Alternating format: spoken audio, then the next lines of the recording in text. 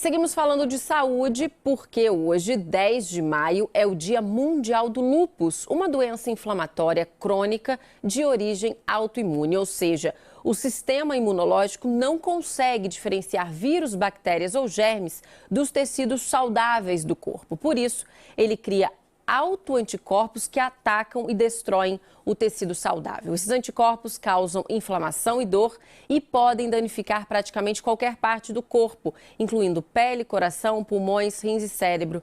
São reconhecidos dois tipos principais de lúpus: o cutâneo, que se manifesta apenas com manchas na pele, e o sistêmico, no qual um ou mais órgãos internos são acometidos. Para a gente entender melhor essa doença, meu bate-papo agora é com o reumatologista Odirley André Monticello. Você pode participar através do 993139599. Olá, doutor, bom dia para você. Obrigada pela sua participação hoje aqui no RJ. Bom dia, agradeço muito pelo convite. Fico muito honrado de estar aqui hoje para falar, especialmente porque hoje é o dia de conscientização do lúpus, dos pacientes com lúpus, para a gente chamar a atenção sobre essa doença.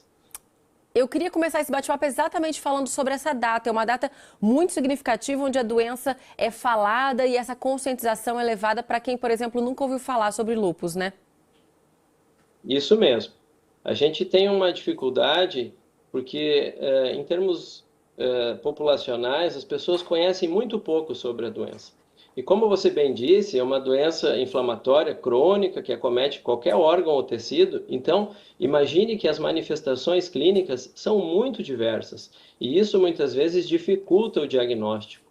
E isso não é só para o paciente que está sofrendo das manifestações da doença, mas também para que vários colegas até não lembram da doença quando estão diante de determinados quadros clínicos muito variados. Então, por isso que é importante a gente estar aqui difundindo o conhecimento, para que as pessoas prestem atenção.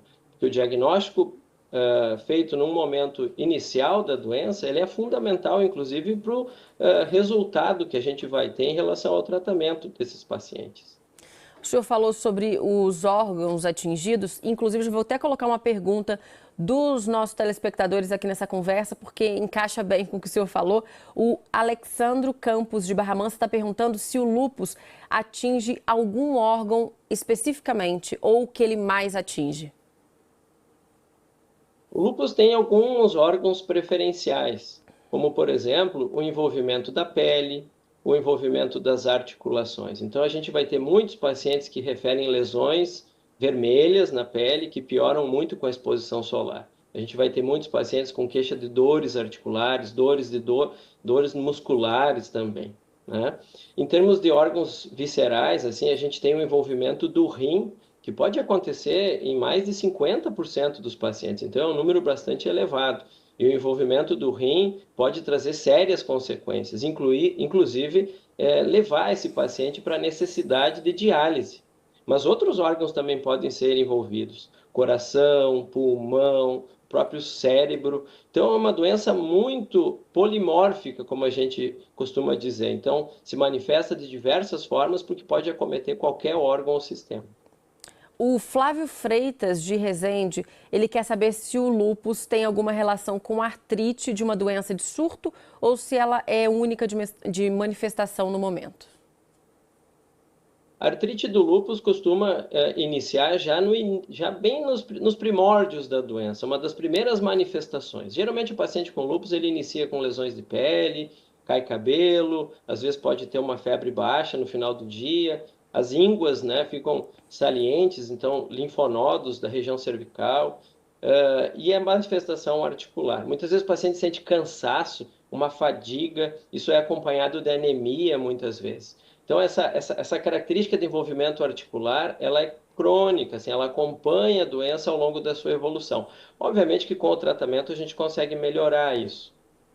A Eliette de Valença está perguntando se é verdade que a pessoa que tem lúpus não pode tomar sol.